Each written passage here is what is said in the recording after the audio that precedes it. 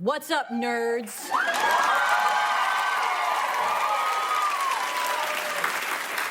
Furious to be here. Hey, from New Jersey, it's the SNL Nerds, the show where two comics from New Jersey nerd out about Saturday Night Live. I'm your co-host, John Trumbull. And I'm your co-host, Darren Patterson.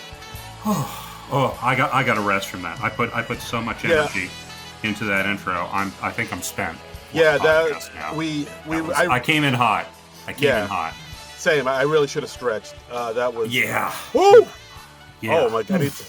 I'm sitting down now, but I feel like I need to sit down. I need to lay down. I need to lay down. I need to lie down, whichever it is. I don't know what the proper English is. But it's lay down.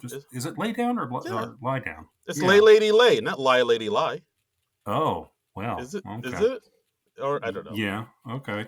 That's. I mean, you broke out the Bob Dylan. Wow. Yes, okay. Yes, I get all my phonetics teachings from Bob Dylan songs. So. Hi, Rob Kelly.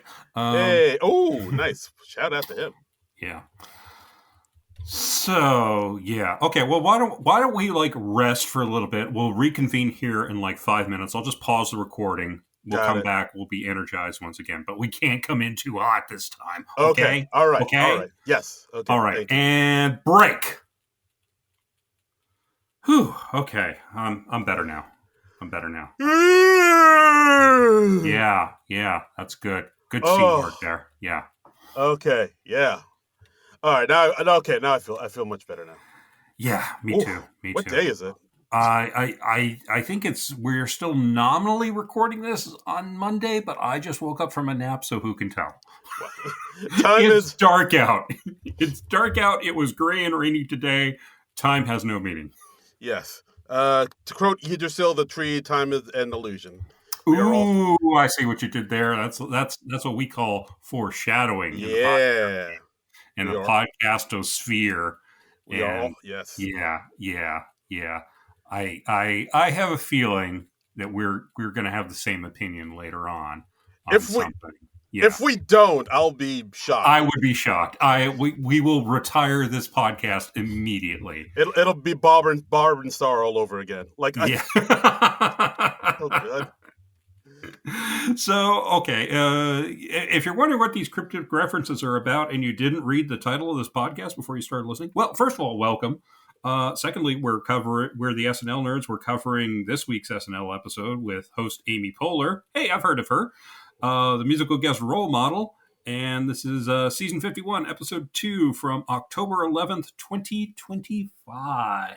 Ooh, yes.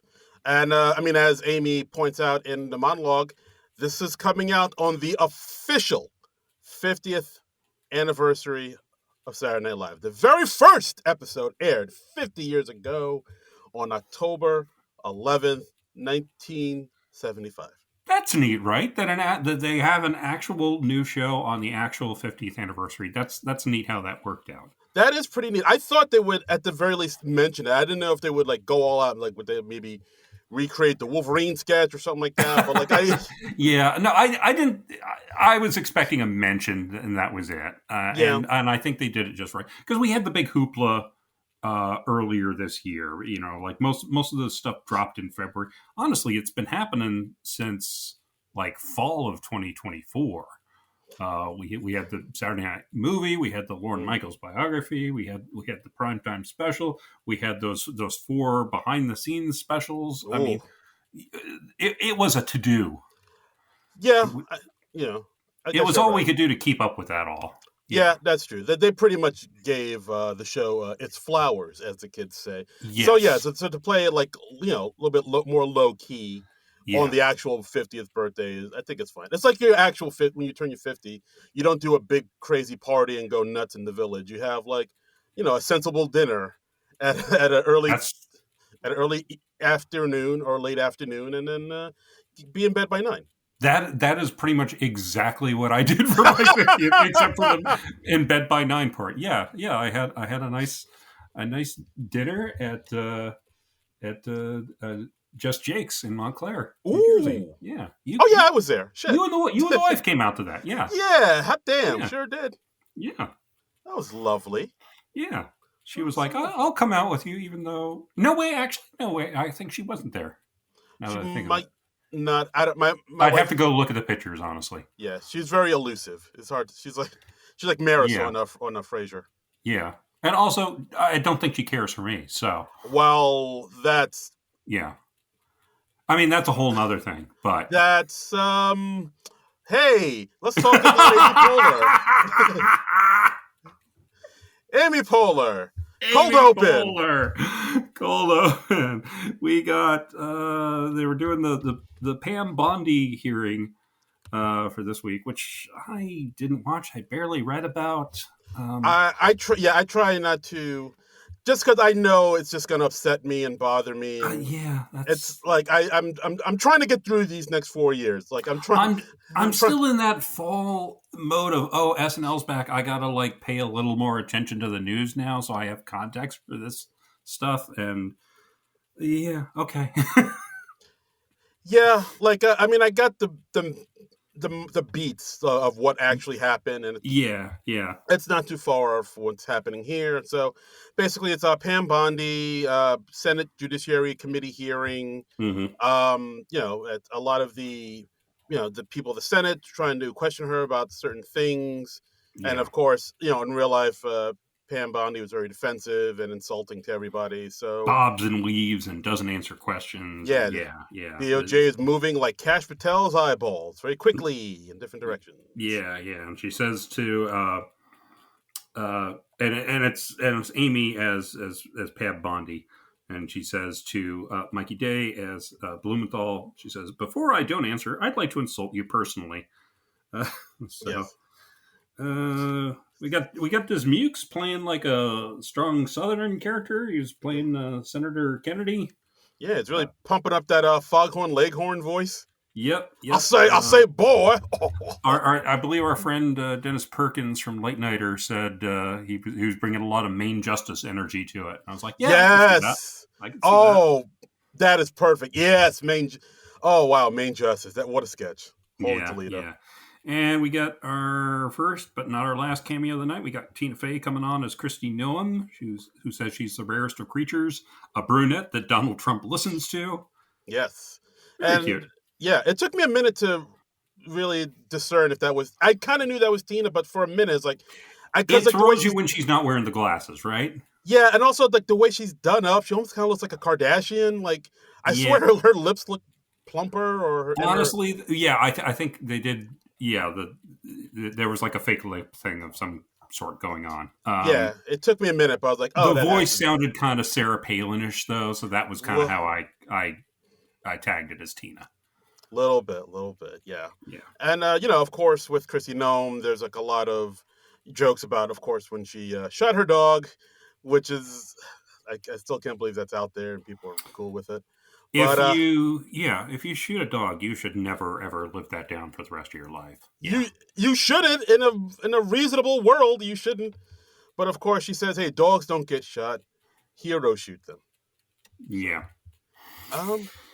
So I don't know. What'd you think of this opening? I thought it was all right. I wasn't wild about it, but yeah, it's okay.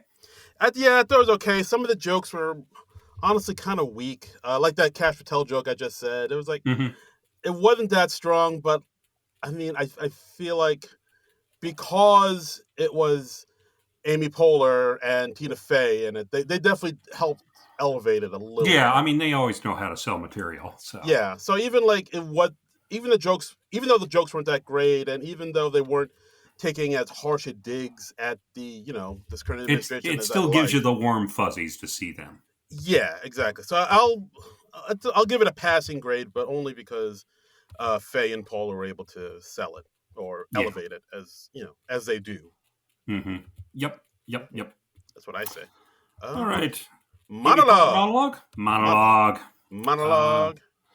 Amy Poehler comes out. She starts like speaking to the audience in monologue fashion, as the hosts do. She talks about how she found her first love at SNL, being famous. Yeah. Plugs her podcast, Good Hang. Doing really well from what I hear. Yeah, that's an enjoyable podcast. I haven't listened to like every single episode, but I enjoy like bopping in every once in a while on the YouTubes. No, there's some good ones. The Catherine Mhm. Hahn one I really liked. The Aubrey Plaza one I really dug. I listened to the Aubrey Plaza one. That was great. Yeah. Yeah, good stuff. Yeah. And then she talks about how 50 years ago today, as the episode aired, the first episode of SNL aired, and women couldn't even have credit cards yet, that is true. I don't think they got the right to have credit cards until like 77 or something. God damn. That what? is wild. Like I was born and my mom could finally get a credit card? Is that what God. Yeah, wow. I was born, my mom couldn't get a credit card yet. And, that is mind-blowing. Yeah, that's... Wow. Yeah. But yeah, so Amy Poehler's thinking about how, back in the day, she was, watching people on SNL thinking she wants to be an actress someday, until, of course, they invent an AI actress who's funnier and willing to do full frontal. Yeah. Yeah, so there you Yeah, because that Tilly Norwood? Is that the thing's last name? Sure. I think so. It's Tilly, it's an N name, something. Yeah. Easy. So then no. It's a last name that starts with the letter N. I know. I didn't say N-word, sir. I'm just trying. That's for off air. Wow. Whoa. That's for off air. Holy Toledo. I didn't know you were working on this ain't the Anthony Cumia podcast, fella. That's an East Coast joke there, folks. That is. I actually met him at a Christmas party once. Oh my God. Yeah. We had a mutual friend, and I was like sitting on a couch, and I found myself next to Anthony Cumia, and this was like when the show was still happening, I think. Yeah, the Opie and Anthony, when it was still the Opie and Anthony show. Yeah. Interesting. Yeah. All right. So far out. All right. He was mildly pleasant and tolerant to me for a couple minutes. Okay. So. All right. He didn't like goose step away or from you or anything like that, or no. This was before all that stuff happened. So all that jazz. Yeah. All right, fair enough. So Google Anthony Cumia if you're curious. Cumia. It's quite a read. Oh boy! But I was quite a fan of that radio show back in the day. Yeah, it definitely like 1998, 99 or so. Yeah. I mean, I liked it because it had like a lot of comedians I liked on it. Like I'm a huge Greg Giraldo fan, and sure. Patrice, of course, and Bill Burr was on it, and all the it introduced me to a lot of like cool comics. But I guess Jim Norton. Norton, of course. But I guess it just ran its course and. Yeah. Ran its course. The two hosts grew to hate each other. Yes, it's a whole thing. Yeah. Yes. Oh, yes. I mean, yes. By ran its course, I mean total implosion. Yes. Yes. Yeah. And then it became like the Opie and Jim Norton show on Sirius XM, but the two of them never had as much chemistry. And it's give it a Google. It's all. Oh wow! Seems like a lifetime ago. It really does. But monologue. We had a cameo from the new cast members who came out like en masse, and I gotta see how. Keep it moving. Yes, and they just tell them. Just tell them to beat it immediately. I gotta see how tall Ben Marshall is, because I know he's a tall guy, but like on stage in a lot of these scenes he's in, he just seems like NBA tall. Like we usually see him sitting down in Please Don't Destroy sketches, because they open up in the office, and I'm sorry, I still can't quite think of Please Don't Destroy sketches as being a past tense thing, but but yes, he's a tall man. I am still working on telling Tommy Brennan and Jeremy Culhane apart. I can sort of tell them. Like Jeremy seems a little bit more doughier. Is that the? Wow! Okay. I don't know. He's more fuller faced. Is that better? A rounder face. Yeah, like I see people online compare him to Bobby Moynihan, and I kind of see it. But like I'm trying to be complimentary here. Like he's more. Doughy is complimentary. Okay. I don't know what's the right word. Not slender, but like rounder. I think just saying like a rounder face or something. Rounder face. All right, there. let's not comment on people's weight. Whew. All right. Wow. Okay, monologue. Let's be better. I'm trying. How would you say it? How would you say it? I would think fuller face or rounder face. That's what I said, and you made me sound like a monster. Well, you are.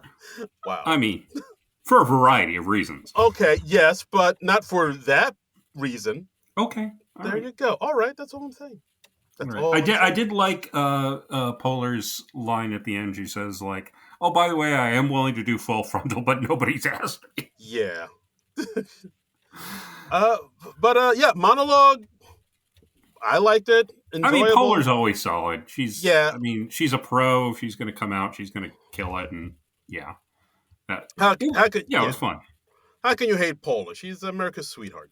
She really is. Yeah. I also like the parallel she made where she was talking about how the show is 50 and Poehler's like somewhere in her 50s now, and she's like, turning 50, you stop caring what people think, and this show stopped caring what people think a long time ago. Yeah. So. But yeah, decent monologue written by Jimmy Fowley and Sierra O'Sullivan. Well, a nice job they did of it too. Now let's go into our first sketch, The Rudemans, written by new writer Jack Bensinger and Martin Herlihy. Okay, Martin Herlihy. Oh, that's a name I have not heard in a little while. I haven't heard that name in 85 years. Yeah. So we got Ashley Padilla bringing Andrew Dismukes home to meet her family, and she's like, "Hey, before we go in, I better warn you about my family." And it's like, "Oh, here's the character trait they're gonna have," and we get characters with a theme song. So a sketch with a theme song. I feel like I haven't seen that in a minute. Like literally a minute? I mean, because I feel like they do that a lot. Not a minute. That's what the hip hoppers slang goes. Like right. Yeah, but the theme song, it definitely reminded me of like SNL sketches from the early aughts and whatnot. Mm-hmm. Like the early aughts and the 90s and the 80s. Yeah, this goes back to at least Mr. Short-Term Memory. Okay, yeah, but I haven't seen a sketch with a theme song in the past 10 years. Oh, I don't know if it's been that long. I don't know. I'm not nuts about. I feel like the theme song move is a little played out. It might be. Maybe I like it because it's more of a nostalgia thing for me. Yeah. Okay. But I do like the little line where, like you said, Padilla warns Dismukes like, "Hey, I just want to let you know my family can be a little off-putting or a little cold." Mm-hmm. And then Dismukes says, "Hey, don't worry, parents love me. Don't worry, I've done this hundreds of times." And she's like, "Oh shit! Wait, hundreds? Would you?" Yeah, that was a funny line.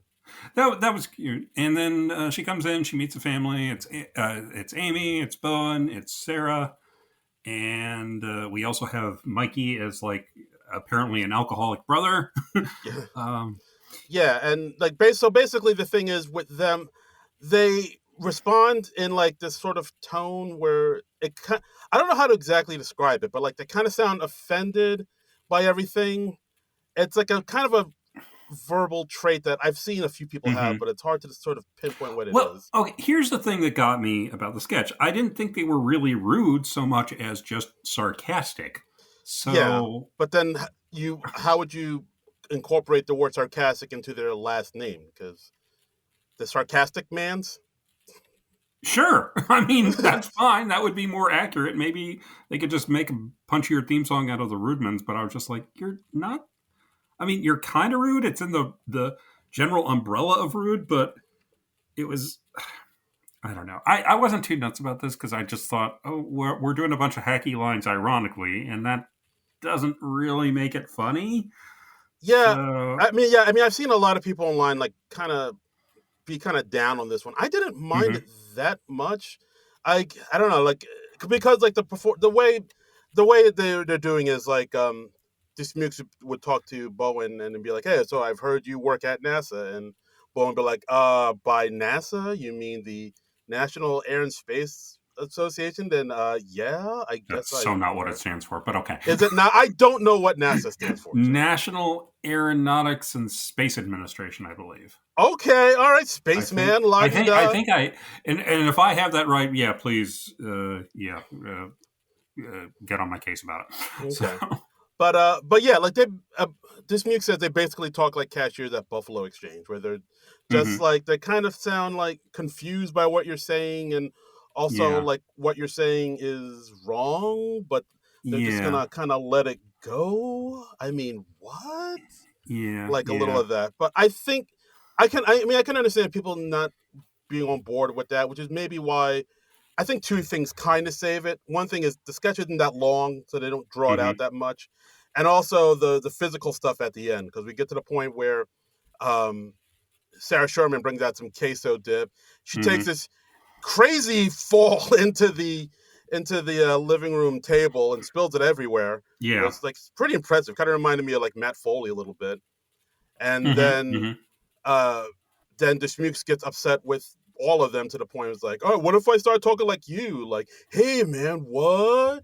Well, and then we just have Mikey smash a beer bottle on his head. Dismukes takes Yeah. and then Dismukes takes a pretty good fall over the table. I think Yeah. that's I sort mean, of saved it. the physical comedy at the end, that worked. I mean, because yeah, physical comedy almost always works if you. Mm. Um, but yeah, as a sketch overall, I was just very on it. Yeah, So I didn't mind this one. I didn't hate it as much as some people do, because I think yeah, I didn't hate it, but it's just kind of there, and it's not necessarily what you want to start the show off with. You want. I I get it. It's one of those things because it's like one of those things where the sketch is surrounded around this character's traits, and the traits are Mhm. in the person's name, like Debbie Downer, or like you said, Yeah. Mr. Short Term Memory, or even the Well, way back to the and Whiners. it also felt kind of vaguely defined because, like I said, they were more sarcastic than rude. Mm. So that bugged me. Yeah, I was just very on the sketch. All right, fair enough. Fair enough. Yeah, I mean, I didn't hate it, but I don't love it enough to like super defend it Yeah. either. So then we get a pre-tape. We get Non-Alcoholic Beer, written by Will Steven, Carl Tart, and Asha Ward. Surprised that Des Meeks didn't have a hand in this I think he in might writing have. this. I feel Yeah. like he did, but like I don't know what. Let's say he did. Yeah, Yeah, we'll just give Dismukes credit. yeah, Other writers in the sketch, send some of your residuals to Dismukes, yes. please. Get on it. Just because we decreed it. Yes. And this is like a pretty quick thing. It's just a minute 42. We got Dismukes explaining that, there's non-alcoholic beer, but hey, when non-alcoholic beer, you can't get drunk, which is like half the point. So this is non-alcoholic beer, which Yes. turns out to be 96% alcohol. I did like because in the scene, Dismukes is manning a grill, and he spills some of the beer on the grill, and it's like big flames pop up. Right. And Yeah. I also People like, are like, your breath smells like gasoline. like, damn, your breath smells like gasoline. Yeah. And And we see him going driving at the end, and Ben Marshall plays a cop who's like pulling him over, and he's like, "Hey, have you been drinking today?" He's like, "Just my non-alcoholic beer," and he's got like piles of the cans in the back seat. It's this was cute, and it didn't overstay its welcome. Which I would agree. Yeah, yeah, it got in, got out. yeah, It's funny. Your breath made smells its like point. gasoline. Mm-hmm. That's fantastic. He's drunk, arrested for drunk driving. Yay! Yeah, that's right. Drunk driving, always hilarious, always good for comedy. That's right. And hey, speaking of doing things fast, our next sketch is the Psychic Talk Show. Psychic Talk Show, written by Jimmy Fowley, Martin Herlihy, and Sierra O'Sullivan. And this is focusing on Miss Lycus, the fast psychic. This is a character for Amy, where it's one of those shows where the psychic is doing the cold reading on the audience, and they're all trying to contact some loved person in the great beyond. And here she's just cutting to the chase, and she's telling everyone their relatives are dead. Yes, she has a hard out at 7. Yes, So she has to get, which comes back to play at the end of the sketch, which I enjoyed. I've been seeing online people saying they base this character off of Sylvia Brown. That name sounds familiar. I don't really keep up with the TV psychics, but okay. Yeah, she was like kind of a big deal. I mean, she's passed away, but she was kind of a big deal in the 90s. Oh, did she not see that coming? Oh shit! Oh shit! You crazy it's funny because psychics aren't real.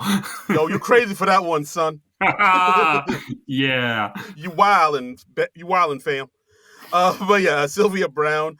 Yeah, she was like kind of a big deal in the '90s. She was on Montel Williams a lot, and on I think like Larry King Live. Okay, all So, right. So all the hard hitting news. yeah, you know, Yes. all the big time journalists. Uh, Do not lie to me like I'm Montel Williams. I am not Montel Williams. oh, don't feel too bad, Montel. But yeah. So it's basically that like she has a guest, James Austin Johnson is the person who wrote a book that he wants to talk about, and Mm-hmm. he's not sure how the show goes, and she says I'll show you, and like basically everybody in the audience is asking about like you said, like a loved one that is missing, and she says, Yeah. oh no, they died. No, they're dead. They drowned. They drowned. They drowned till they died. Yeah, and she's telling like pretty much everyone in the audience that, and then she's like, "Okay, now we're gonna do a speed round," and James is like, "That wasn't the speed round," and it is literally just panning across the audience, and she's like, "Dead, dead, dead, drown, drown, drown, Mary, F, kill." It was cute. I liked Marcello popping up at the end as like a drowned person, and he's got like seaweed on him, and he's like spits out water. That was funny. Yeah, because that's the one at the end. Bowen is saying, "Oh, like, I asked you about my brother," and said that he was dead, and yes, they found him, and he's actually alive. He's right here, and he did drown. And then it turns out the brother is actually a huge fan of the author, James Austin Johnson, and he has a question for him. But like as he's talking mid questions, they just cut him off immediately, saying it's 7:00. Yeah, time to go. This was all right. Again, wasn't wild about it. It's really tough to talk about these sketches that you didn't love but you didn't hate. So right. This one, I just like this in fits and starts. So yeah, like this one I liked. I mean, again, Amy is pretty much the one making this go. Yeah, great character work by her. Yes, great character work by her. I feel like she's bringing kind of the best out of a lot of the cast members too in this sketch, because a lot of the cast members were able to be a little bit more funnier because she's kind of bringing her game. I'm sure when somebody like Amy Poehler comes by, who's like a beloved former cast member, she ups everybody's game, I think. So yes, absolutely. Yeah. I mean, I did like performance wise, definitely. Yeah, absolutely. I mean, I did like the part where actually Padilla comes up and asks about her husband. Mm-hmm. And he's like, "Oh yeah," she said, "Oh, your husband, yeah, he's dead." And she's like, "Actually, no, he's not dead. He's actually right next to me." Right. And then Poehler says, "Oh no, by dead I meant your marriage. Your marriage is dead. It's been dead for years. The two of you look like siblings. He's actually cheating you with a woman that's more his height. Does that make sense to you?" Yeah. And Ben says, like, "Yes, actually, that does make sense." Thank you. Yeah. So yeah, good stuff. Mm-hmm. Good stuff. Hunting Wives Season 2, another pre-tape. The Hunting Wives Season 2 trailer. So yeah, apparently this is a real show with what's her face from the Pitch Perfect movies, Brittany Snow, and it's like some other actress I know whose name I didn't write down. I know Malin. Malin Ackerman. Yeah, that's the one. Yeah, Malin Ackerman. I think Dermot Mulroney's in it. Or possibly Dylan McDermott. There's no way to tell. There's no way to tell. Or Derbil McDillett. Dibble McDobbles. Yeah. So it's basically... Oh my God, I've been sleeping with another man's wife. Oh, God. Oh, I'm... Only the true SNL nerds will get that reference. And so, if you got that reference and you're laughed as heartily as I did, congratulations. You're an SNL nerd. Honorary SNL nerd. Honorary SNL nerd. Yeah. Gold star, sir. You can't co-host this show or anything unless something heinous happens to one of us. Absolutely. And even then, it's a long shot. Right. So here's the description of Hunting Wives for those that haven't seen it. It's on Netflix. Sophie, a wife and mother who moves from Massachusetts to the fictional East Texas town of Maplebrook with her husband, Graham, is drawn into the glamorous, dangerous world of a socialite named Margot and her elite clique, the Hunting Wives. As Sophie gets closer to Margot, she becomes entangled in a web of obsession, secrets, and ultimately murder. Ooh. Okay. So it's like... honestly, from this parody, I was thinking it was like some sort of reality show, because that's what it seemed like. No, it's a scripted drama. Okay, all right. It's the straight but lesbian horny Republican murder drama. Okay, well, hey. Thighs will be squeezed, guns will be drawn. And we get an Aubrey Plaza cameo. So yeah, how about that? Nice. Yeah. Yeah, that was neat to see her. I like Amy just brings her all her comedy wives to SNL whenever she comes by now. Yes, where's Or when Aubrey Plaza hosts, she brings Amy Poehler with her. They're just all joined at the hip, apparently. Yeah, where's Rashida Jones, for Pete's sake? Come on down, Rashida. Oh, that would be fun. Yeah, I don't think she's ever been on Rashida Jones. I don't think she's ever been on SNL, like, ever. I feel like she's had a cameo, but I'd have to research that. I don't know. Can't recall off the top of my head, but she should at least host, right? I'm actually kind of surprised she never did. She would kick ass as a host. I would Yeah, love to see that. I mean, I love me some Rashida Jones in general. So, oh, for sure. Yeah, I can't think of anything she's done that I've disliked. So she's good stuff. Rashida, Bubala, what's going on here? Why aren't you hosting? Well, I mean, SNL. Come on, ask Rashida to host. Yeah. Oh, yeah. I guess. Yeah. SNL, get on that. I mean, I think that's how it usually works. I think the show asks the people, "Hey, do you want to host?" And then they say yay or nay, and yeah. Oh, the celebrity then just walk in through the front doors, be like, "Hey, get Lauren on the horn. I want to host this bitch." I feel like that's probably how The Rock does it. I can see that. He's like, the hierarchy of SNL is about to change. Slowly takes off his sunglasses. Yeah. Where's Lauren? I want to host this bitch. Gives us the people's eyebrow. Yeah. He's slamming a security guard against the floor or something. He was like, Mr. Rock, sir. Ow. Mr. Johnson. Whatever we call you now. I don't know. I can't keep track of your names. You. Yeah. You, the big guy. Big fella. Whoa, easy fella. Yeah. Easy, big fella. Sun's getting real low. So, hunting-wise. Again, another one I was just sort of so on. Mainly, I would say because I'm not familiar with the thing they were parodying. So I feel like there was a certain ceiling to my enjoyment of it. Yeah. Like, I mean, I got the basic beats of it. It's like some kind of trashy drama with guns and intrigue and and lesbianism. And lesbianism, but it's all sort of subtextual, or they're not really lesbians. Because like when Aubrey Plaza comes on, she's like, "Oh no, actually, I'm a lesbian," and they're all like, and horrified. I think that plays into the Republican part where they'll do that stuff, but no, they're just but messing they don't around. Talk about it. Yeah, they're just messing around. They're not actually. They're heterosexual lesbians. Yeah. I don't know how those people think. So I'm assuming it's something like that.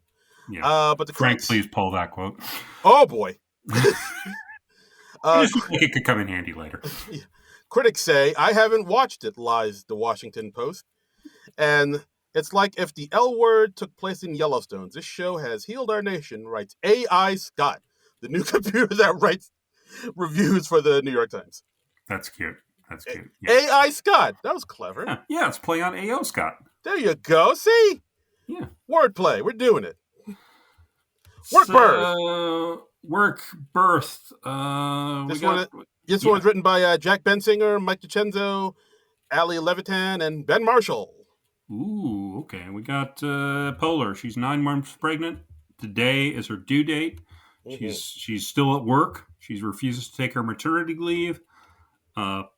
She has like a birthing pool and her water breaks. She's like having a work birth. Ben Marshall comes in as her doula. Yes, Zach. He comes very highly respected in the Facebook marketplace. Yes. Let's see. I'm not quite. Let's see. Oh, I think my autocorrect screwed up my notes a bit. I have dig water aura coming from your direction. I think it's big water aura. Oh yeah, it's like yeah. He said it's like dog water aura, something like that. He mentioned dog water or something like that. Oh, dog water. Okay. Well, yeah, my autocorrect turned it to dig, so I was like, what the hell does that mean? Dig water. Yeah, dig water. Okay. I dig it. And then Mikey Day, as her husband shows up, takes off his shirt, gets in the pool with his wife. They simulate the motion of the tides. They rock the pool back and forth. Water splashes. Ben's rocking the pool back and forth, right? Yeah, water splashes on Sarah Sherman. Of course, Of course. Hey, we need to splash somebody. I'll do it. I'll do it. I get covered in goo or something. Yeah, I'll do it. Yeah. Keenan pops in as a UPS man for no real reason, and and then the Amy Poehler's character, the manager, gives birth to a full-grown man in a suit, and we see Bowen Yang stand up completely bald.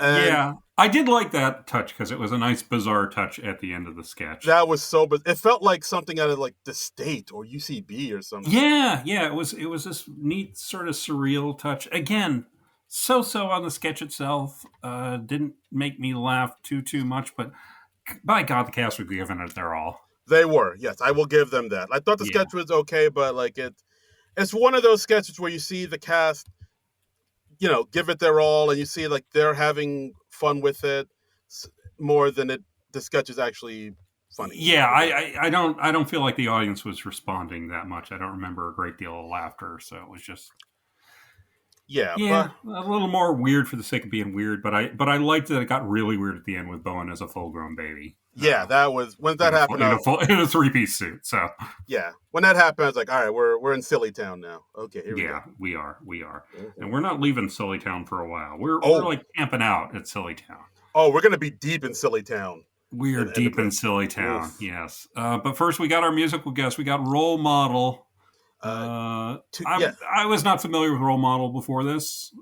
Me neither. Like he's a young man. He does like the country music. He's got a lot of tattoos. Yeah, kind of looks like a young Dane Cook, and he I can see that. Yeah, Dane Cookish, and he had 2 songs: "Sally When the Wine Runs Out," right, and "Some Proctor." I thought it was some protector. Some protector. Yeah.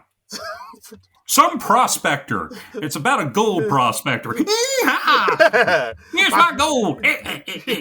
Now you go on now. Get away from my gold mine. Get away from my gold. Get away from my gold.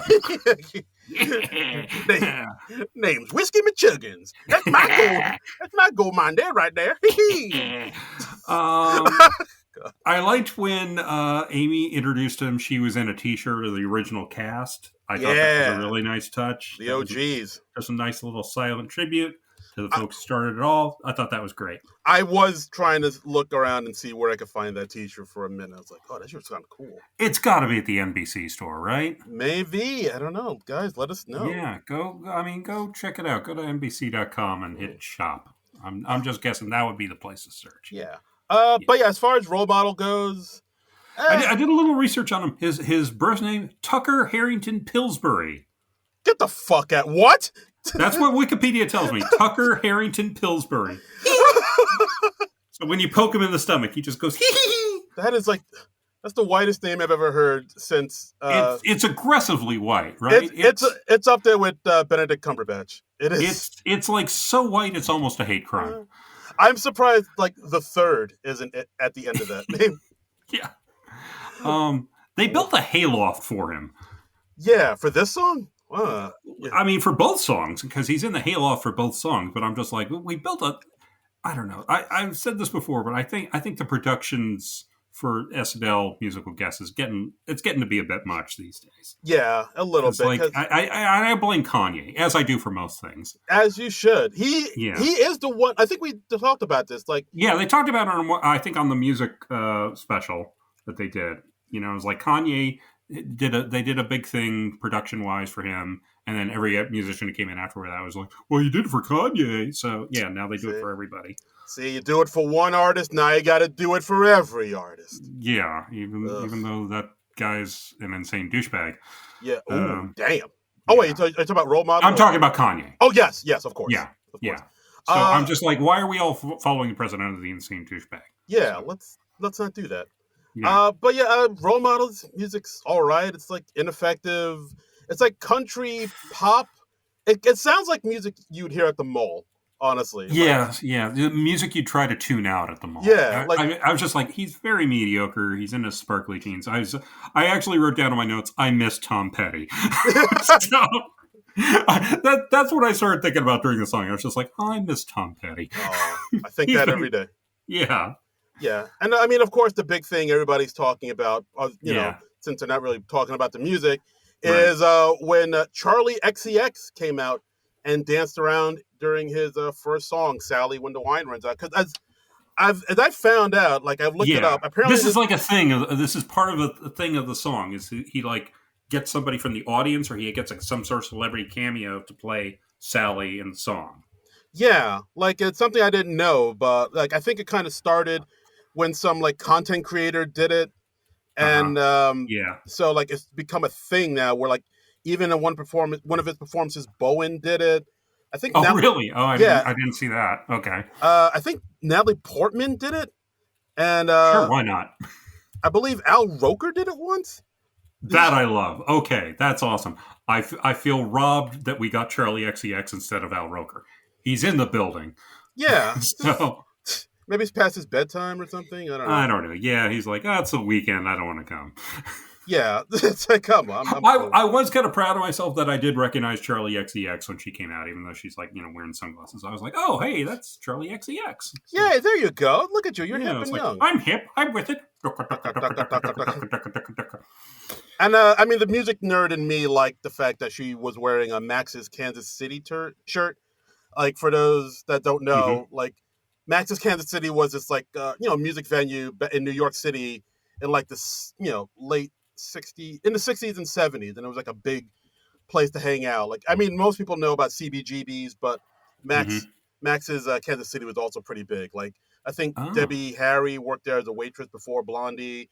Andy Warhol hung out there a lot of times. Bowie, Lou Reed, Peter O'Toole, I believe. It was like a cool, Peter O'Toole. It was like a big Iggy Pop, New York Dolls. Like they all just performed and hung out at Max's Kansas City. It was a big deal. I don't think I've heard of Max's Kansas City. I've heard of CBGB's. Of course, heard of Studio 54.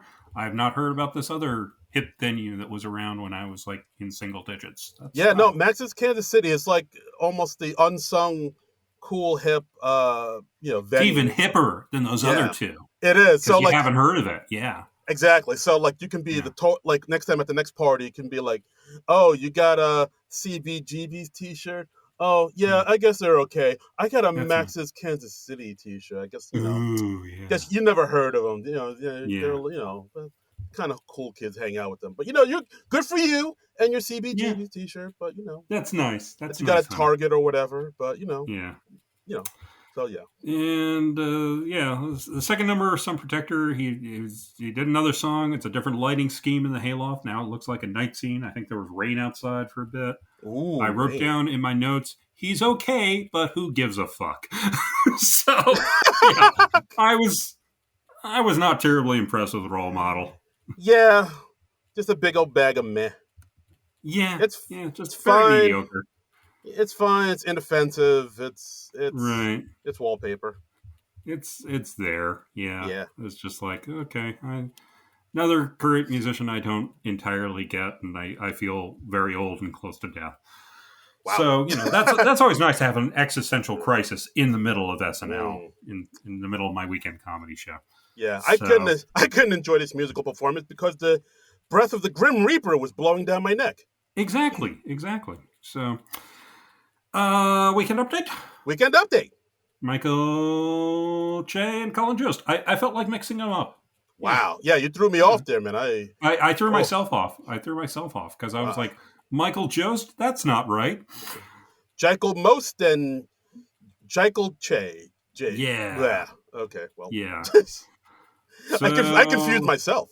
Yeah, we got jokes about the current dumpster fire that is our world. Israel and Hamas has agreed to a ceasefire, and Joseph's talking about how Trump has Freaky Friday'd Gaza and Chicago. RFK Jr. talks about circumcised men are more likely to be autistic. And, this comes from the guy who looks like he's made entirely out of foreskin. Yeah. Oof. And we hear Che go, not mine. Oh, shit. That was funny. Hashtag, not my foreskin.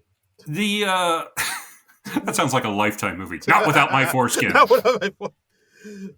Give me back my foreskin. Give me back my foreskin. Oh, God. Oh, wow. Starring Mel. Oh, God. Wow. What'd you think of that Biden joke they had early on, where they were saying like Biden also negotiated a ceasefire in Gaza 9 months ago? Do you remember that? Neither does Biden. I was like, I felt that was very uncalled for. Personally. Yeah, I'm really not trying to do a double standard here. Like, you can make fun of Trump, but you can't make fun of Biden. But I was just like, well, Biden's not even president anymore, so why are we taking a shot at him? It just seemed unnecessary. Yeah, like it seems like we have so much more current fodder that we could be making fun of, just to sort of make fun of a Yeah. past president.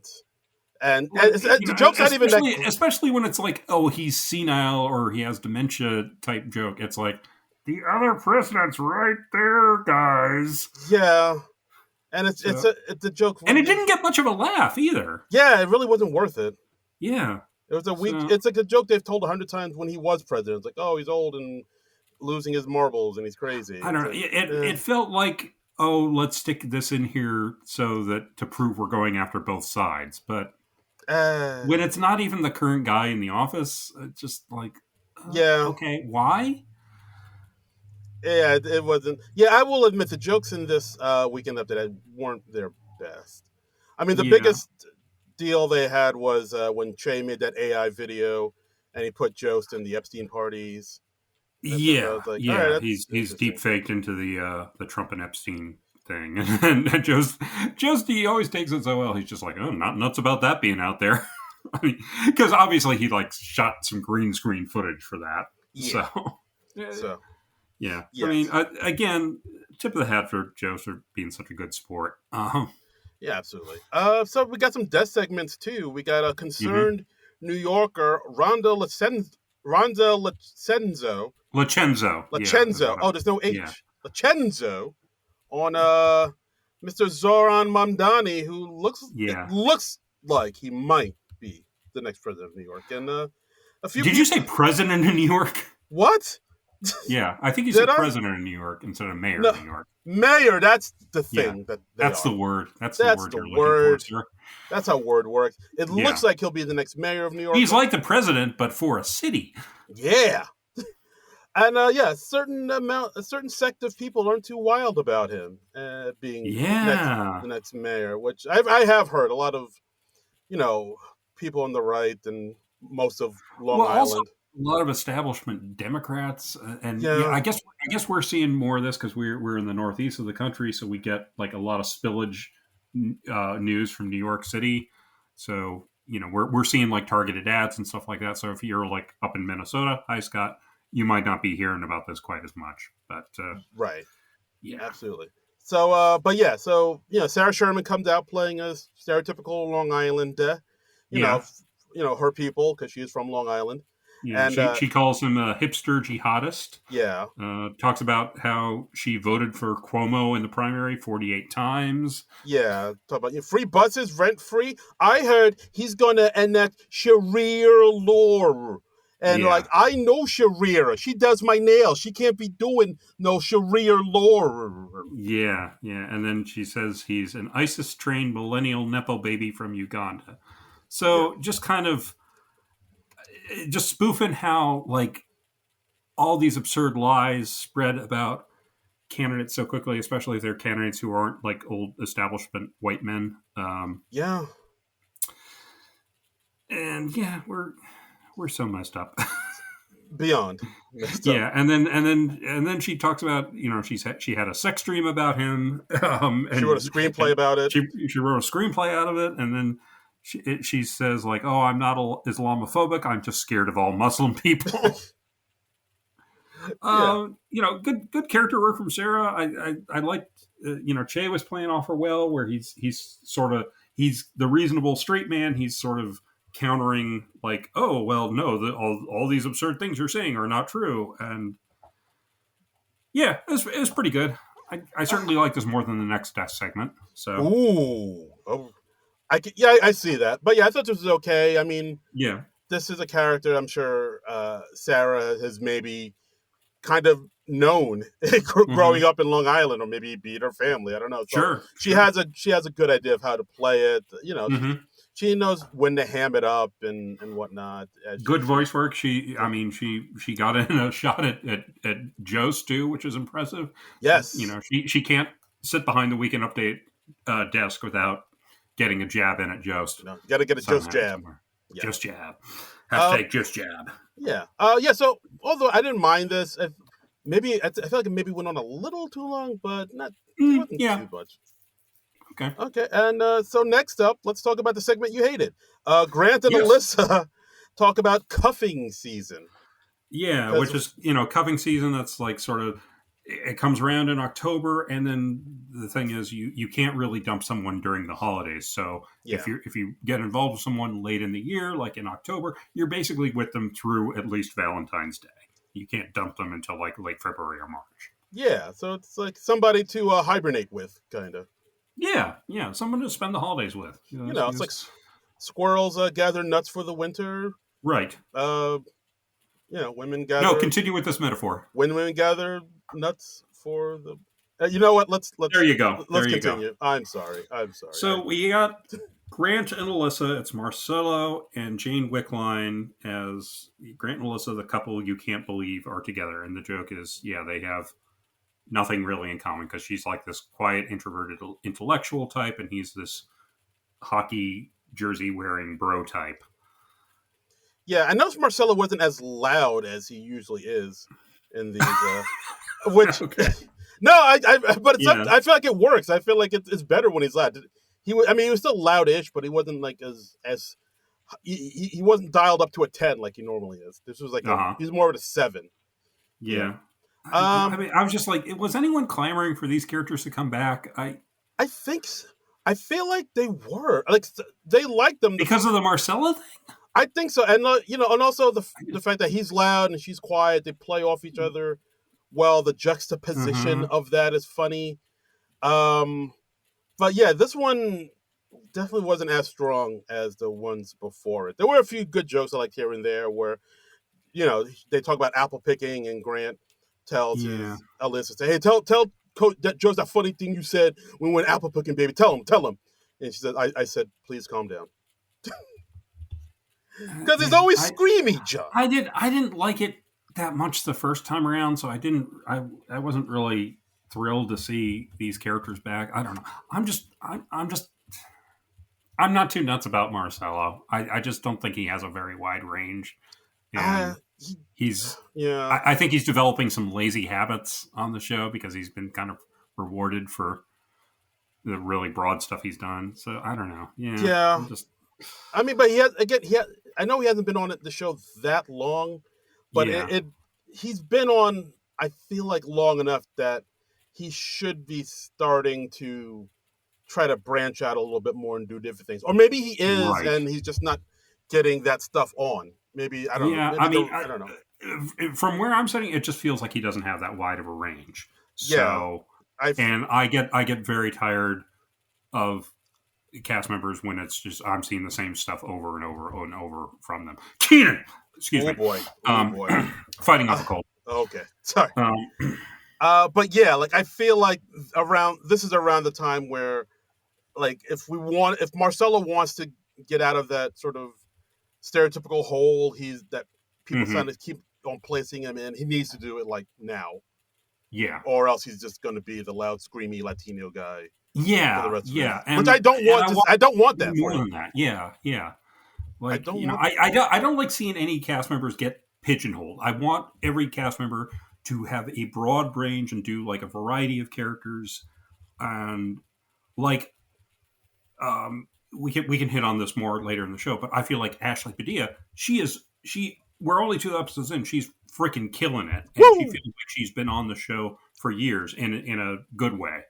Because she's got a wide range and she can do like most anything you ask of her. She can play the straight person in a sketch. She can play the goofy one in a sketch. And I look forward to seeing her for years to come. Can't really say that about Marcella right now. Yeah, I mean, Ashley's is way more versatile. But then again, like there have been some past cast members that can do one thing really well and excel. Like, you could say Adam Sandler was kind of like that in his heyday. Maybe, I don't know, who else? Maybe Sherry O'Terry. I don't know. I was trying to think of people who just kind of a little bit more. Yeah, I mean, I guess I go more for the utility players than the specialists. No, for sure. So I don't know. That's me. No, I get it. I hear you, baby. Yeah. So hopefully this is the year we get to see Marcelo spread his wings and fly. But I don't know. These Grant and Alyssa, they were cool at first, but like I don't know. They are. Were they? There were a couple I kind of liked. I thought they were pretty funny. Okay. But like, yeah. But yeah, I will admit this one isn't that great. Yeah. Okay, and then oh my God, Amy Poehler pops up after. What? Yeah, like A beloved former Weekend Update host cameoing during Weekend Update? This is unprecedented. right, because at this point, Colin Jost tells another news report saying how a woman gave birth to a 13-pound baby. Yeah, and woman in Tennessee. in And Tennessee. as a record setting. Yeah. Yes, and it was the first baby ever to bust out saying, "Oh yeah!" Yeah. And then Not a bad joke. Decent joke. not bad. And then Amy Poehler comes out and she's like, "Is that the best you can do?" And yeah, I did like how when she comes out, the audiences cheer, and she says, "Guys, I've been here all night. You don't have to cheer. You've seen me." Yeah, exactly. Let's keep it moving, people, please. Yeah. I did the monologue, all right? I did the monologue, the cold open. I've had 3 sketches built around me. I don't need another applause break. Yeah, come on. I'm Amy fucking Poehler. Okay, yeah. Get over it. So they declare a Weekend Update joke off. So of course she brings her first wife and her second wife, Tina Fey and Seth Meyers. Again, Woo! People who are in the building. Mm-hmm. I mean, Tina Fey isn't normally in the building, but Seth Meyers is. He's like just down the hall. Yeah, exactly. And then we get a good old-fashioned joke off. We do. We've done the Weekend Update joke offs at least I want to say like 2 times before, maybe. I didn't look up how often they've done this, but yeah, let me see if I can find that real fast. Okay, but yeah, it's been a while. But yes, some good jokes like woman gives birth to a 13-pound baby. The baby was so big he slapped the doctor on his ass. Woman gives birth to a 13-pound baby. As soon as the baby was out, the woman zipped around the room like a deflated balloon. I liked when they said woman gave birth to a 13-pound baby in Tennessee, and because it's Tennessee, the baby was also pregnant. Bam! And then Amy's closer, the woman set a record. Record was for loosest vagina and was previously held by me. Wow. So, there's an image. Yeah. There's an image. Congratulations to Will Arnett, I guess. Ooh. Michael. It's an illusion, Michael. And we just see them all buddy, and it's a big love fest. So many blue blazers all at once. We got like 5 people in blue blazers all at once. It's like, wow, okay. What, in blue blazers? Yeah. But yeah, Weekend Update. Strong ending, but the rest of it was so-so. Yeah. Weekend Update overall. All right. Yeah, so, I enjoyed the joke off. I'm not made of stone, people. Yeah, come on. We're flesh and blood like any fun. other man. I like them hitting the button and making a new beep beep beep sound each time. That's fun. Boy yoing. Absolutely. Yeah. Okay, John, it's that time. Buzzer sound. John, it's that time. It's that time. It's time to talk about.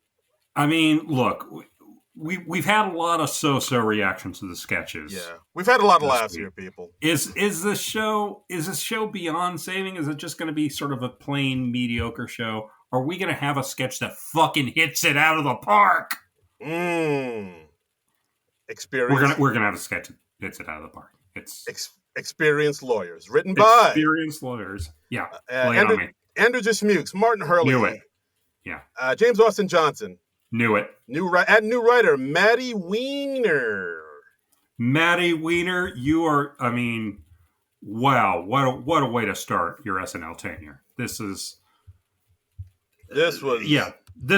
highlight of the night, sketch of the week. Sketch of the night, and it's a front runner for sketch of the season. I'm saying that right now. This is one that I feel like I would be very surprised if there was a sketch I like better than this in this season.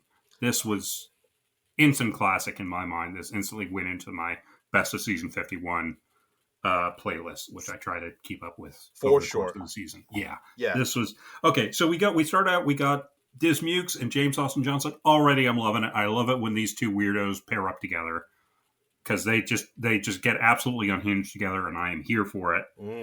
They're 2 lawyers named Bilson and Lieberman. They have combined 50 years of legal experience, and they're just pitching why they're the guys to call when you have an accident or whatever. Then Amy Poehler bursts through the wall. She is another lawyer, Lachlan Mulchberger. Love the name.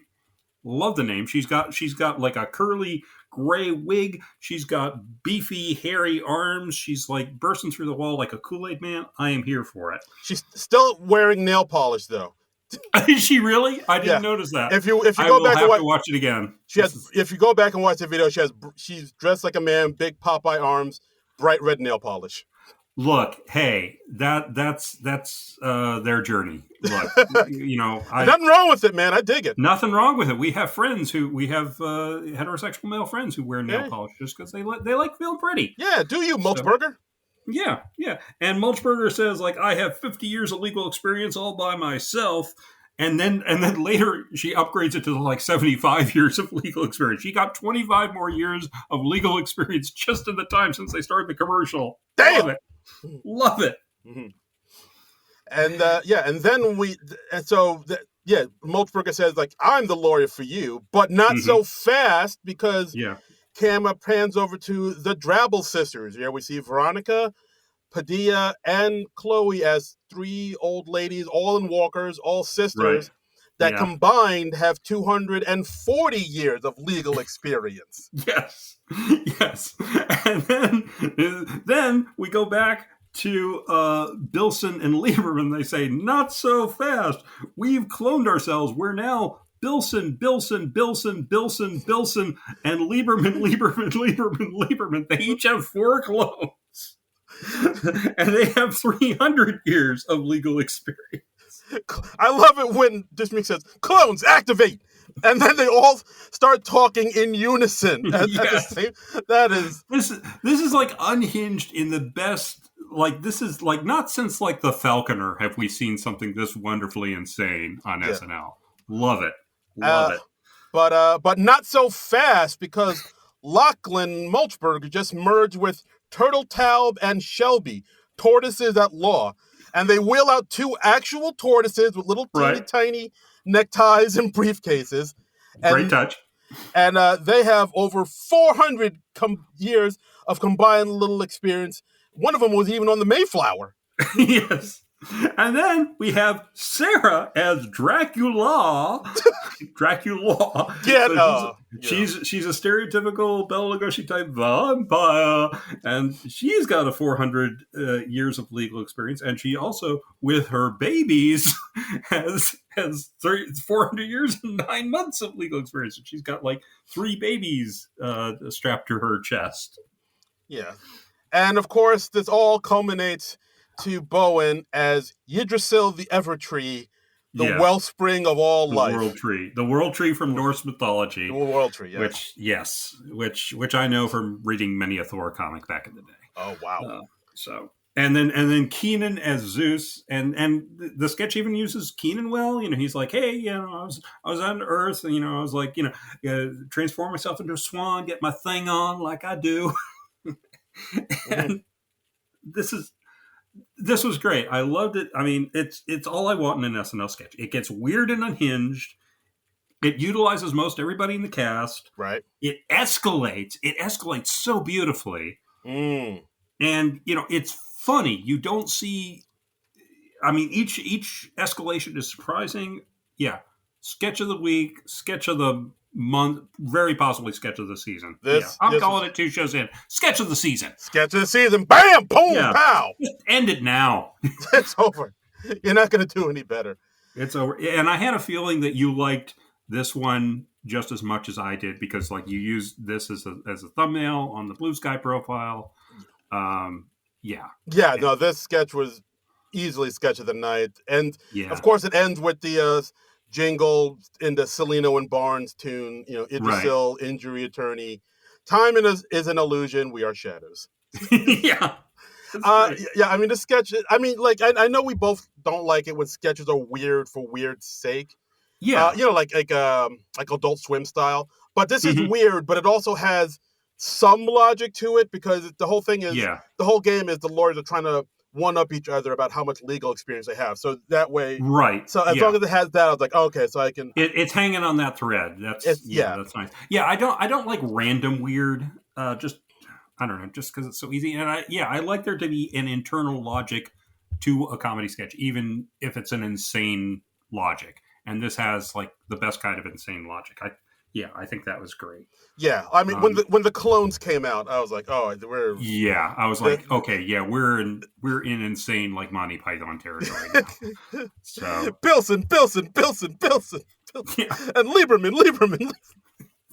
I mean, they're just so much energy and they're so sincere. I mean, it was great. I think James Austin Johnson and Dismukes, they bring out the best of each other. And how refreshing was it that we didn't have James Austin Johnson playing trumpet all this week? We didn't have him interrupting the cold open.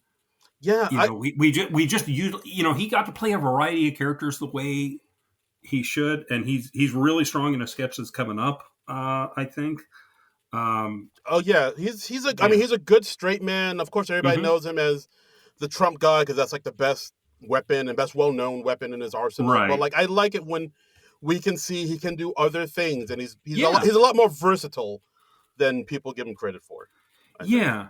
Again, I don't want to see any cast member get trapped into like one character. So absolutely. This was my only criticism of the sketch is I thought it was deeper in the show than it should have been. But maybe it's so out there. Maybe that's the earliest they could put it. But yeah, I'd love to see the show get this unhinged even more quickly.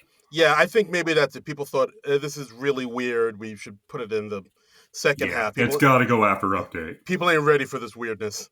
Yeah. Well, I'm ready. It's got to be after 12:30. But I was ready. I was ready. I am here for it.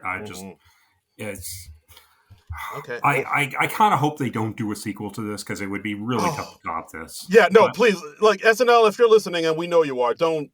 This is it. Just leave it here, one and done. Don't give us a literal sequel. Don't give us another law firm sketch, but give us more sketches with Dismukes and James Austin Johnson with this wonderful unhinged energy. Yeah, that's what I want to see. Yeah, don't Washington dream this. Just make it. Leave this as is, the perfect gem jewel that it is. But just do other weird shit. Exactly. That's what I want a spiritual sequel. I don't want a literal sequel. Thank you. So, your friends at the SNL Nerds Podcast. Yes, just a little constructive criticism. Little. We say this with love. Yes, we say this because we care. Mm-hmm. We care like Emo Mom. Written by Claire McFadden, Ali Levitan, and Will Steven. Mm-hmm. Okay, so we got Amy Poehler as a mom. She's like a suburban mom, but not just like she's like a cool mom. Okay, she's an emo mom. And did you think that Amy Poehler looked a lot like Sharon Osbourne in this? It threw me a little bit. I did see people say that. Yeah. Like she has like the Kate Gosling haircut, but like dyed black and pink, and it looked a little Sharon Osbourne-y. I mean, the character wasn't Sharon Osbourne, but physically she looked kind of Sharon Osbourne with the hair and all that. Yeah. So she's going through like a midlife crisis, and she's acting out like an emo teenager. That's the joke. Yeah. So basically, like the father, James Austin Johnson, and her kids, Chloe and Jeremy Colhane, are all wondering where mom is because she's out, and she comes home, like you said, dressed all almost like goth emo. Yeah. Type of acting like a teenager. She's vaping. Right. It's bubblegum mint, bitch. Yeah. And she's being real defiant. She's acting like a defiant teenager. Yeah. Because, and the daughter Chloe tries to talk to her, like, I know your body's going through this change of perimenopause. Yeah. And she's like, oh my God, I want to talk to you about my body. Yeah. Ugh. And I like this more in concept than in execution, I think. Yeah, I would say that too. I had a few funny lines, like when Amy was like, well, do you ever think, guys, I'm getting bullied at school? And then Jeremy Colhane's like, you're the superintendent. What are you talking about? That was cute. Yeah. I did like how she got a phone call from work and like she switched into her mom voice. Like, she code switched instantly, yes. Yeah, and then when she gets off the phone, she's like, oh, work sucks and then you die. And then she threw the phone out the window. Yeah, and then her friends from school come by, and usually they hang out at the playground and stare at anime on their phones. Yes. Honestly, I think my favorite thing about this sketch was James Austin Johnson just playing repressed suburban dad. Yeah. And he talks about how he's like made pasta with rice. Yeah, his famous rice and spaghetti dish. I'm like, and then you just see him like quietly eating out of the pan as the sketch goes on, and I just love that. It was just I love just like minor support like that, and just that tickled me. Yeah, he's doing like a lot of very subtle like stage work there that I feel like isn't getting the attention it should. Like, no, I mean it's not a flashy role. It's not supposed to be a flashy role, but I just enjoyed the touch of him. He's just got that giant pan of spaghetti, and he's just sort of like quietly eating out of it during the sketch. That amused me. Yeah, rice and spaghetti, like it's a lot of starch. It's some would say too much. So much starch. Yeah, all the starch. It's all the starch. Oops, all starch. Oops, all starch. Tony Starch. Also, I enjoyed at the tail end of the sketch, we saw Cue Card Wally for a moment. Hey, friend of the show. Friend of the show, Cue Card Wally. Far out. Yeah. But yeah, I thought this sketch was cute enough. Yeah, I think the performances were stronger than the writing. Yes, for sure. Yeah. This was like another sketch where, like, in other hands, it would have been pretty flat, but yeah, Amy's given it all. I mean, we don't usually have the host carry as many sketches as Amy Poehler did tonight, but they knew that she was up to it. So she is the center of pretty much every sketch she is in. Yes. Except maybe experienced lawyers. Yeah. That was a whole... That was an ensemble piece. Yes. Ensemble, for sure. Ensemble. Yeah. And I'm not saying there's any connection between her not carrying the sketch and that being the best sketch of the night. I think that was just the best sketch of the night because the writing was wonderful and the performances were great and it was great and unpredictable and so much fun. Yes. And I just want to talk about experienced lawyers for another half hour. I won't. I mean, we've got the show to finish, but yeah. Yeah, but maybe we'll do a bonus episode where we just talk about experienced lawyers, guys. Maybe. Put it on the Patreon. Yeah. But yeah, final sketch of the night. Let's go to Theme Song Masterclass, written by Rachel Pegram, Moss Perricone, and Carl Tart. I don't think I know any of them. Carl Tart, he's been on the show for a bit. Rachel Pegram. Name's not ringing a bell. I'm bad with names, though. Oh boy. But yeah, Rachel Pegram is new. That's one of the new writers. All right. Okay. So yeah, we got Amy and Bowen. They're two theme songwriters of TV shows, and they wrote the opening theme song of Severance. And it's kind of like every opening song to a TV show these days is a creepy, moody instrumental. Yeah, I blame Lost for that, for sure. Yeah, I blame Lost and just the fact that ads are so long on TV shows now. You don't have time for like a full-length minute and a half theme song that explains the premise of the show. So yeah, we just have like a brief thing that sort of sets a mood.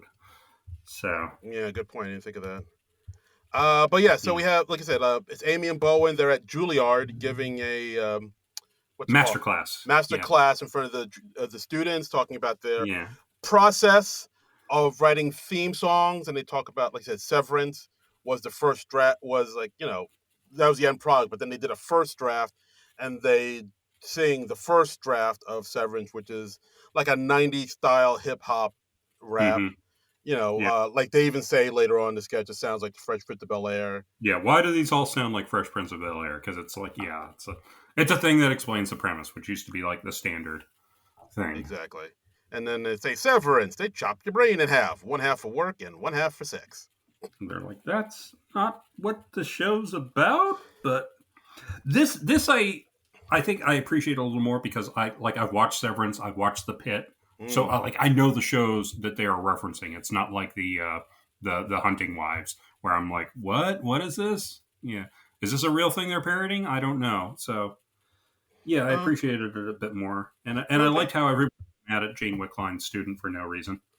Oh, yeah. Jane, they had like that little running gag where for some reason Jane Wickline would ask a question and Bowen would immediately want to use corporal punishment on her. Yeah. It's like, please let me put belt to ass on this one. Yeah. Like, Jesus. Yeah. And towards the end, we have Keenan as the character we've seen 1 million times before. Yes. So. Yeah, he just comes out with the guitar. They really didn't need I'm him. I'm the Keenan character. I'm wacky. I'm wacky because this sketch needs a little bit more bizarre energy, and I'm Keenan doing my Keenan thing. Okay, yeah, I've Yeah, seen it. yeah. I've seen it. What else you got? I like Keenan, but yeah, like some in sketches like this, he didn't really seem necessary. He didn't add too Yeah, much to it, so it was weird to kind of see him I pop in. mean, 22 years, we've seen everything in his bag of tricks. Yeah, I So suppose so. I don't have it in me to get excited about Keenan anymore. I just don't. Oh dear. I mean, every once in a while, it's just like, yeah, he did a nice job in that, and then Okay. a lot of sketches, I'm just like, oh, okay, he's coasting.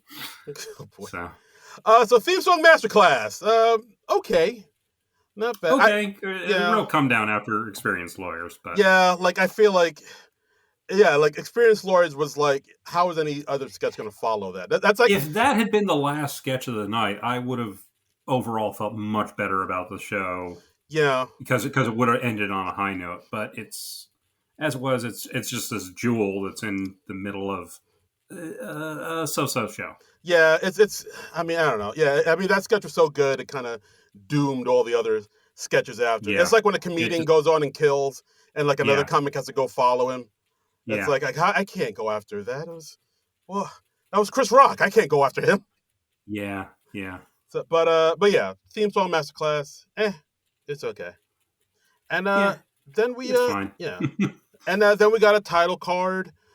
we Given, got Amy in an old fashioned title card, like what we had in the first season of SNL, which was a nice touch, where it was like black and white photo. It's been airbrushed. She's sitting in a taxi cab. She's eating a slice of pizza, and apparently that was playing off of a shot in the original opening sequence where there's a guy sitting in a taxi cab, but he's eating some watermelon. yes, I noticed that. I also liked because in the corner you said it says NBC Saturday Night, not didn't. Exactly. Yeah. So I was like, I see what you did there, SNL. And I That was love it. again a very nice tribute for the actual 50th anniversary show. Yes. So that was nice. That was perfect. That was lovely. And then we also had a tribute title card for Diane Keaton, Mm, who we lost yesterday. Or yeah. well, not yesterday, but it was the day of the show. Yeah. Yes. Diane Keaton, I mean, what, acting legend, I mean, The Godfather. She's in the Godfather movies. She's in all the classic Woody Allen movies. Annie Hall. She won an Oscar for Annie Hall, I believe. Father of the Bride. Father of the Bride. First Wives Club. Something's Gotta Give. I mean, just she had like hits in every decade. She was great in comedy. She was great in dramas. So Yeah, who didn't like Diane Keaton? she I mean, was come on. fantastic. Yeah, actually, Yeah.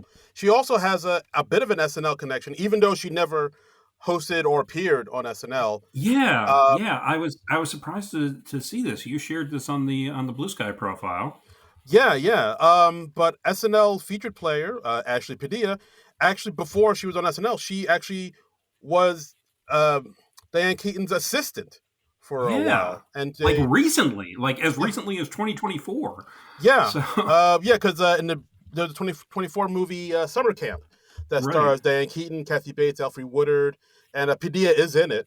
And Hmm. yeah, she was her assistant on that film. And like, if you go on Ashley Padilla's Instagram, she puts up all these Right. lovely pictures she has of Yeah. her and Diane Keaton and how much she meant to her. It's very heartfelt, very lovely.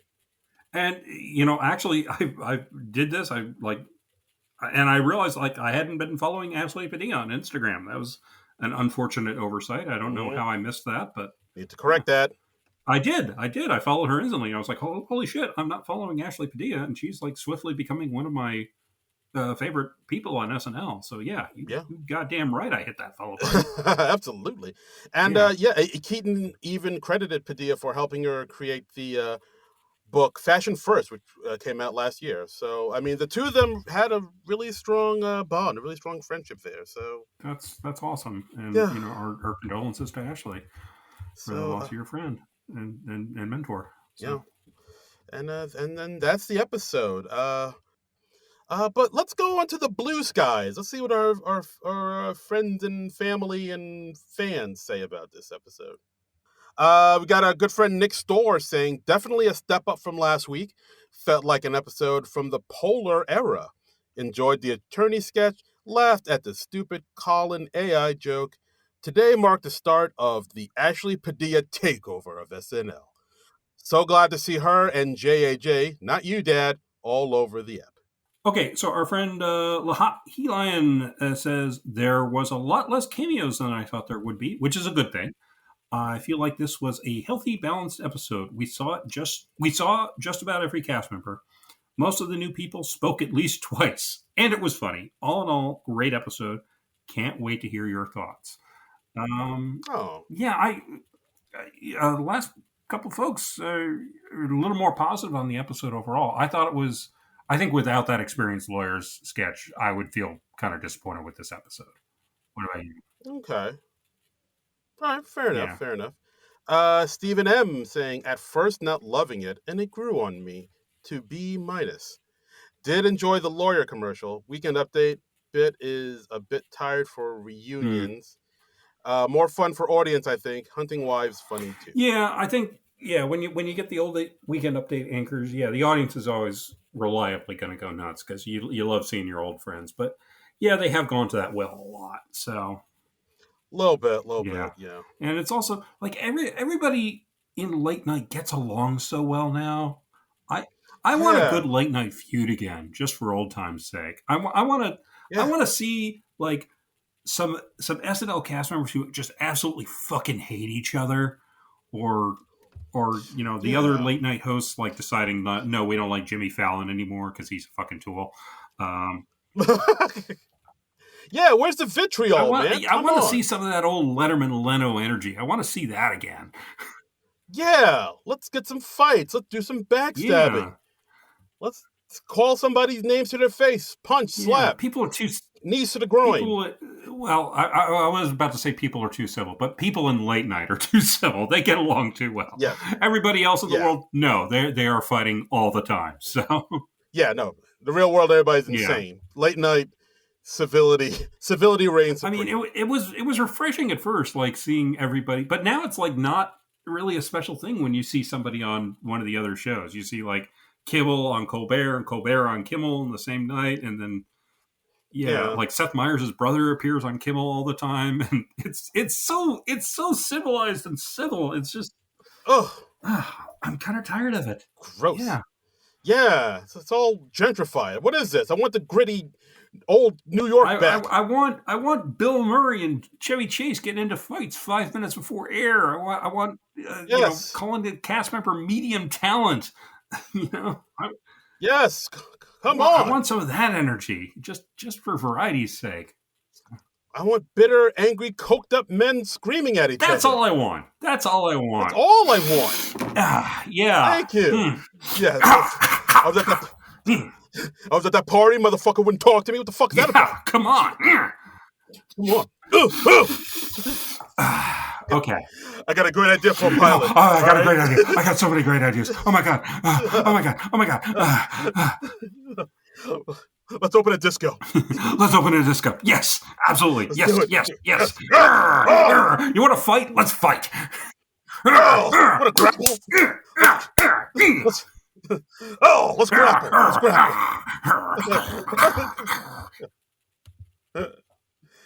And that's our episode, guys. Thanks for listening. Thanks for listening. Yeah. Thanks for listening to the podcast. As always, up next week, we got Sabrina Carpenter doing double duty, hosting and the musical guest. She seems to be like one of those people who's like part of the SNL family now. Like she came along, everybody thought they really liked her. She's super popular, and let's see what she does. So let's see. I'm interested in seeing this because it's a thing where like I'm not super familiar with her music, but I mean I know she can. I've heard she can be funny, but she also has like a background in acting and in comedy. Disney kid, Nickelodeon kid. She was on that spinoff of Boy Meets World, Girl Meets World. Oh, I didn't know that. All right. Yeah. So like she does have some acting chops. So it could be a thing like with Ariana Grande where I watch it and I'm like pleasantly surprised. Where I'm like, she's pretty funny. Oh, okay. Yeah. So I'm looking forward to watching this and seeing what I see, seeing what I discover. I'm looking forward to getting to know her a little better as a performer. I've seen her guest on the show. I've seen her. She's had a part. I remember she was in that Scooby-Doo sketch, the pre-tape that they did, where she played Daphne, and I was thinking like, oh, she's a good Daphne. Yes, the Jake Gyllenhaal. Yes, episode. that was it. Yeah, that's all right. He was Fred, and there was like, because it was a Sarah Sherman sketch, there was body horror. Of course. Happy Halloween. So that'll be fun. I think fingers crossed that'll be a good one. So hope springs eternal. Hope springs eternal, and thanks again for listening. Guys, as always, you can follow us on the Blue Skies at SNL Nerds, and you can donate to our Patreon at non-productive.com. Go give our YouTube page a follow. You can listen to this madness on the YouTube. Yeah, at non-productive. That's a YouTube. There's a playlist of all of our old episodes. They are all up on there now. So if you're ever curious, you're like, hey, the SNL, they just had their 50th episode. Have John and Darren ever talked about the first episode of SNL? Yes, we have. We did that for our 100th episode. We also covered the Saturday Night movie that does the lead up to the first episode. There's all sorts of stuff. Just take a look. I mean, even if you hate SNL, you can find something we've talked about that you will be interested in. Absolutely. It's all there for you. For you exclusively. For free. Out of the goodness of our hearts. Free 99. All just waiting there for you, good gentlemen and ladies. Both of you. And as always, both of you, and theys and thems. And as always, you can follow me on all the social medias at Darren Credible, DARIN. And you can follow me on all the social medias, well, several of the social medias, at Trumbull Comic, TRUMBULL. And the word comic. Oh, yes. Yeah. I'm sorry. I was so focused on spelling my name, I forgot the word comic. Thank you, Darren. Thank you, Darren. I'm sleep deprived. Let's get you to bed, sir.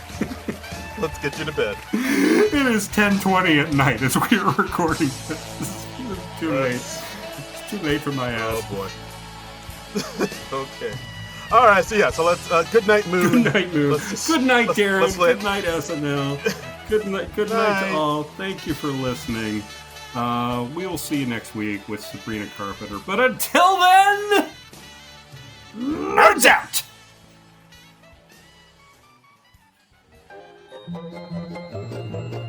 This has been a non-productive media presentation. Executive producer Frank Hablawi. This program and many others like it on the Non-Productive Network is distributed under a Creative Commons Attribution Non-Commercial No Derivatives license. Please share it, but ask before trying to change it or sell it. For more information, visit non-productive.com.